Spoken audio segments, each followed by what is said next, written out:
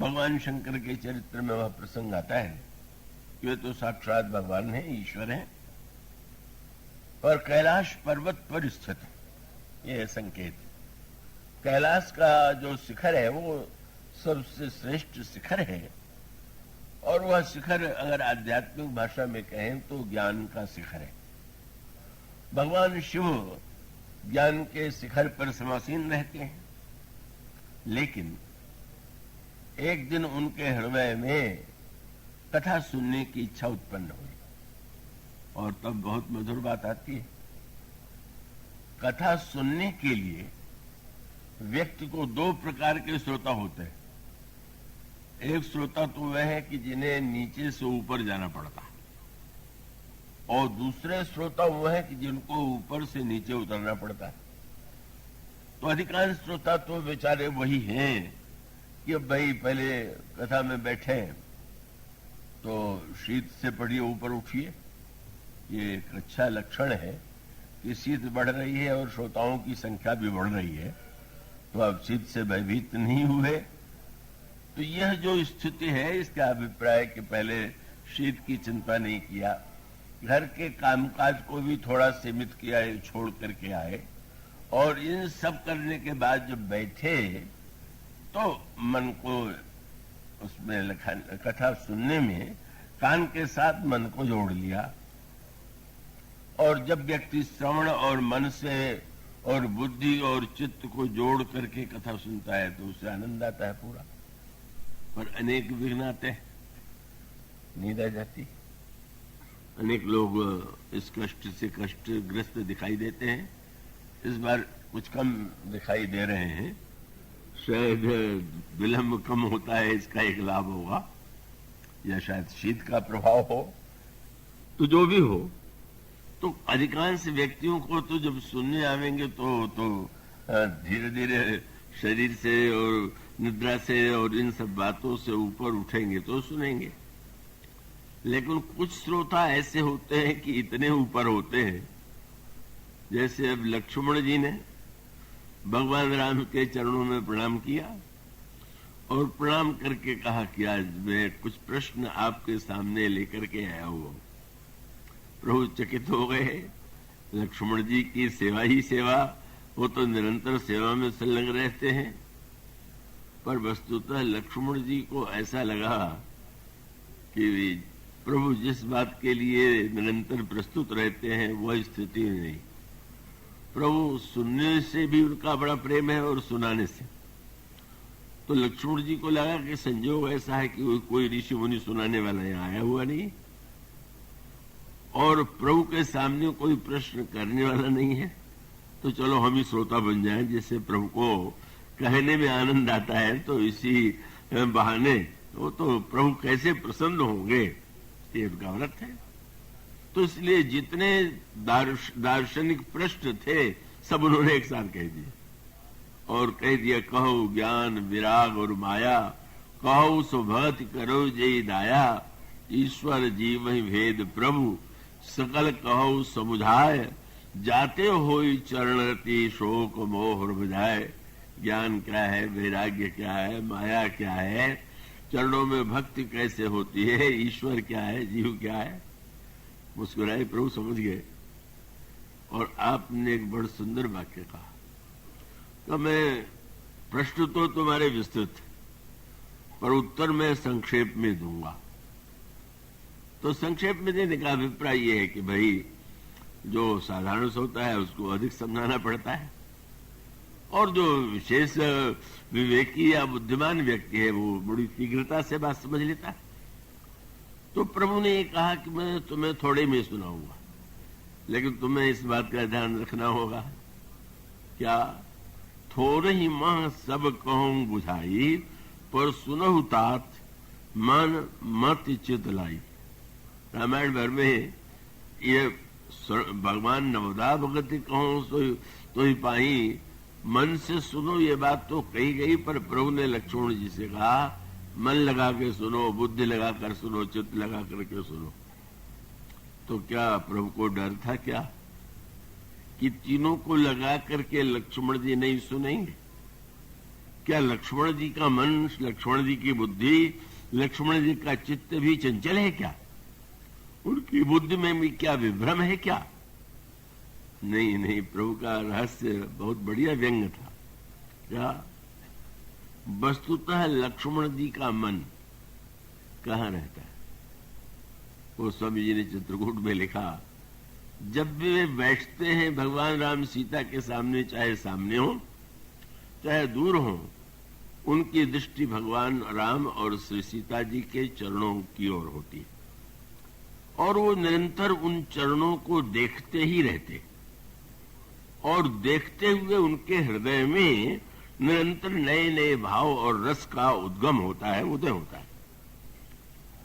और उस समय गोस्वामी जी ने कहा कि लक्ष्मण जी के जीवन में जागने की तो बात क्या है, छिन छिन लखी सिय राम पद, जान आप पर नेह, करतन सपने लखन चित बंधु मातु पितु गे।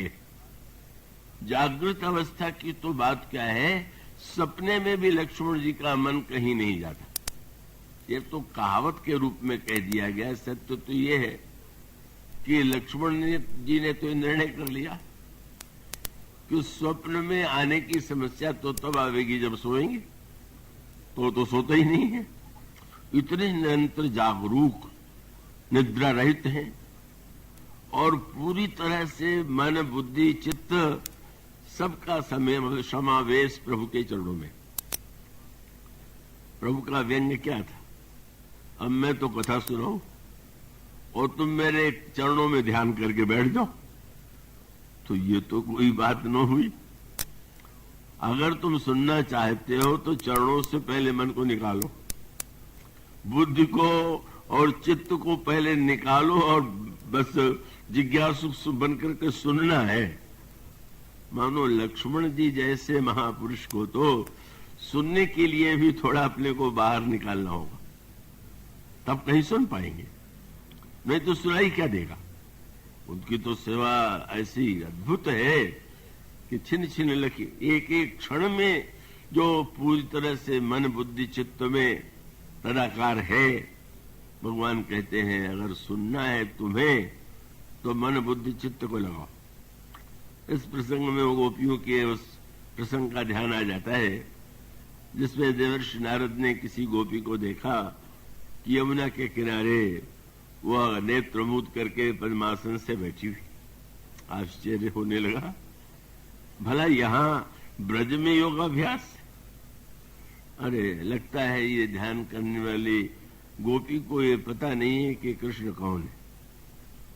तो उन्होंने गोपी को पुकारा। गोपी ने प्रणाम तो किया, कहा महाराज आपने तो मेरे बड़ा विघ्न कर दिया, मैं तो समाधि का अभ्यास कर रही थी। अरे गोपी इतनी ना समझी, जिन भगवान का साक्षात्कार करने के लिए समाधि में जाया जाता है ध्यान के द्वारा, वो तो नंद बाबा के यहाँ बालक के रूप में जन्म ले चुके हैं। क्या तुमने उनको नहीं देखा है? क्या तुमको नहीं जानती हो? गोपी ने कहा महाराज बस आपने तो मेरे ध्यान का सत्यानाश कर दिया। क्या वो जिस नंद नंदन के लिए आप कह रहे हैं वह मेरे हृदय में, मन में, प्राण में, बुद्धि में इतना समा गया है कि घर का काम काज नहीं होता और तब आलोचना होती। तो मैंने सुना है कि अभ्यास करने से मन खाली होता है, तो मैं ध्यान इसलिए कर रही हूं कि कृष्ण किसी तरह से मन से निकले, तब ना हम काम करें। तो नारद जी ने साष्टांग प्रणाम किया, धन्य हो तुम, ध्यानाभ्यास वसीकृतेन मनसा यन निर्गुणम निष्क्रियम। जिस निर्गुण निराकार ब्रह्म को पाने के लिए योगी लोग ध्यान करते हैं, उस ब्रह्म को तुम निकालना चाहती हो, नहीं निकलता, तो तुमसे बढ़कर के महान कौन होगा? कितना विलक्षण। वही जो संकेत आता है कि बस सर्वत्र सर्वदा हर काल में हृदय तेव श्याम मूर्ति पलन इत उत्जात।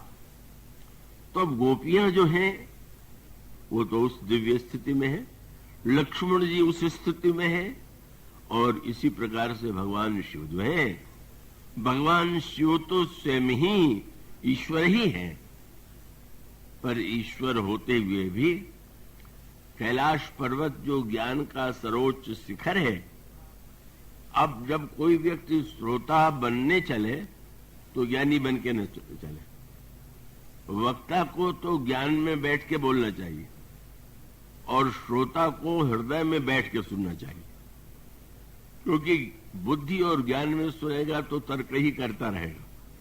इन्होंने ये वाक्य गलत कहा, इन्होंने ये सही नहीं कहा। बुद्धि का स्वभाव टकराना है, सामने वाले व्यक्ति को काटना है।